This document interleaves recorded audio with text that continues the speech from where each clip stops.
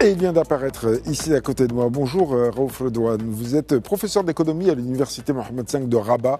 Merci d'avoir un peu interrompu vos vacances pour être présent dans la matinale de Média TV ce matin pour évoquer cet indice qui a été publié récemment. L'indice de développement humain, c'est le PNUD qui le publie. Un indice qui nous dit que les inégalités font perdre à l'Afrique 30% de son potentiel. Alors avant de rentrer dans quelques détails pour essayer de comprendre pourquoi il y a une perte de potentiel de l'Afrique avec cet indice de développement humain, essayons de comprendre ce que c'est d'abord que cet indice, si vous le voulez bien. Bonjour et merci pour l'invitation. D'abord, peut-être revenir sur le concept même de l'IDH, l'indice de développement humain.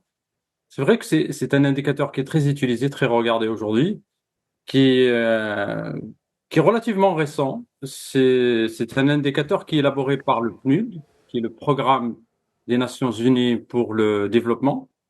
Et c'est un outil justement de mesure qui est de référence internationale qui permet d'évaluer les progrès des nations. Donc on regarde en fait depuis les 1990 à peu près, ou exactement même, c'est-à-dire l'année de sa conception en tout cas, par la collaboration de deux économistes, un Pakistanais, Mahboub El-Haq, et qui derrière l'idée d'ailleurs, et Amartya Sen, qui est un Indo, qui a donné les fondements théoriques de cet indicateur.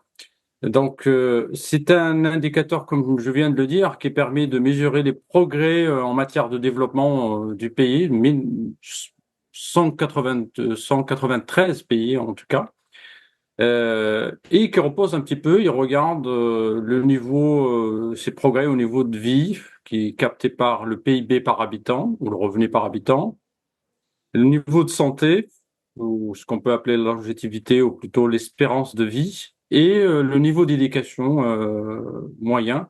Tout ça, c'est une moyenne en tout cas. Le niveau d'éducation à travers le nombre d'années d'études moyennes dans la nation, dans le pays, et ce qui est prévu aussi en matière d'éducation, le nombre d'années prévues à l'échelle des pays. C'est une moyenne géométrique qui permet un petit peu de capter le poids de ces trois d'une manière égale. C'est un tiers de chacun. Oui, Ça veut dire et tout ça permet de comparer les pays les uns aux autres, bien sûr, mais aussi plus globalement, même les continents des uns aux autres, quand on fait des calculs savants pour additionner les indices de différents pays du même continent, et c'est là qu'on apprend que l'Afrique perd de son potentiel, 30% de son potentiel, parce qu'il n'y a pas assez, selon l'indice, d'anticipation, c'est ça, d'abord les revenus sont bas, le niveau éducatif est relativement faible, et puis, vous l'avez dit aussi, il y a des perspectives qui sont pas assez marquées, en tout cas, dans les différentes économies africaines. Alors, pour l'Afrique, maintenant, quand on regarde les chiffres, il y a l'IDH lui-même qui est élaboré, comme je l'ai dit, depuis 1990 avec un suivi régulier. Le, il y a quatre catégories. Peut-être, je continue un petit peu juste préciser cela, mais je vais aller justement sur votre question par rapport à l'Afrique. Il y a quatre, si vous voulez, catégories des DH. Les DH niveau très élevé, c'est généralement les pays européens ou les pays occidentaux, l'Amérique, le Canada, par exemple. Il y a les DH, c'est au-delà de 0,8 parce que cet indicateur, en fait, il est normé entre 0 et 1. Quand on est proche de 1, c'est très élevé. Quand on va vers 0, c'est que c'est très faible. Et donc, il y a une catégorie de 0,8 et au-delà, ce sont vraiment les pays, comme j'ai dit, à développement humain très élevé. Entre 0,7 et 0,799, c'est les DH élevés. Là où le Maroc, par exemple, qui fait partie de l'Afrique, il a franchi cette étape dernièrement. Donc, on est dans cette partie de l'EDH élevé. L'essentiel, si vous voulez, du pays africain, c'est entre certaines, ce qu'on appelle médium ou plutôt moyen, c'est entre 0,5, 550 à 0,6, 69. Et puis, c'est le moyen. En dessous de 0,5, ce sont les pays à un niveau de développement humain très faible et on trouve l'essentiel en Afrique. Donc, déjà, les DH lui-même est très faible dans ces pays à cause de ces trois dimensions c'est que l'espérance de vie, il est encore faible. En moyenne, en Afrique, c'est vers les 65.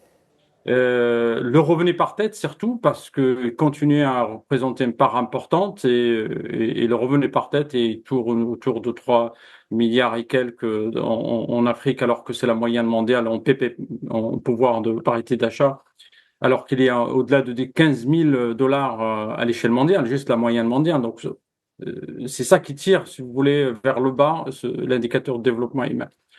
Maintenant, déjà, c'est-à-dire que les conditions pour avoir un niveau de développement moyen élevé ne sont pas là en Afrique à cause de ces trois dimensions.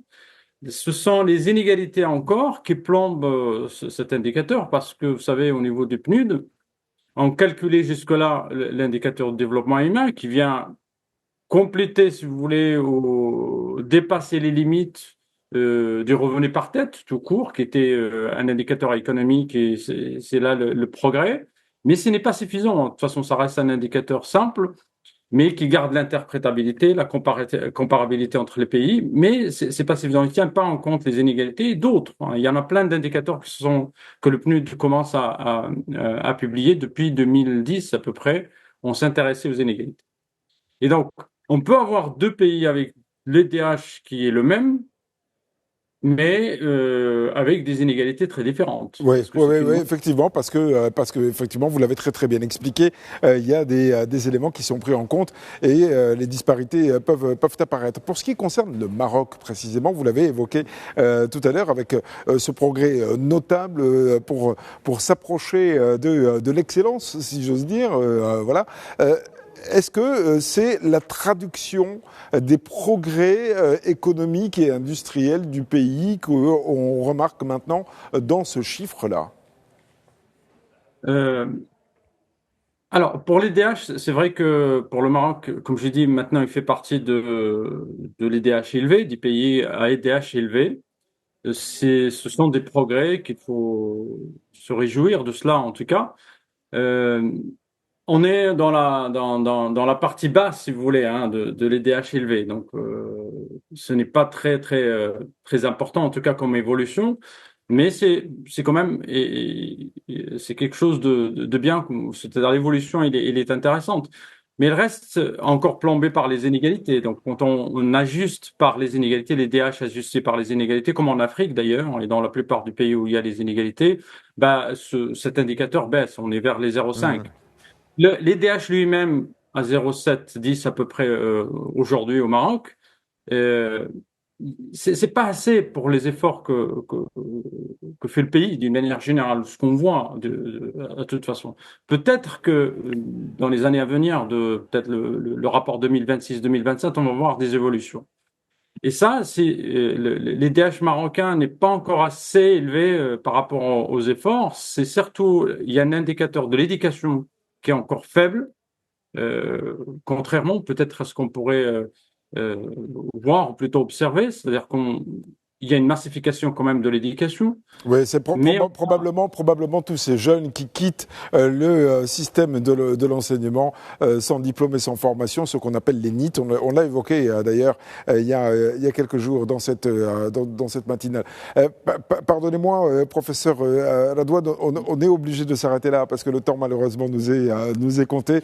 En tout cas, merci beaucoup de nous avoir éclairé à propos de cet indice de développement humain pour ce qui concerne l'Afrique en général et le Maroc en particulier. Je rappelle que vous êtes professeur d'économie à l'université Mohammed V de Rabat. Merci encore, très belle journée à vous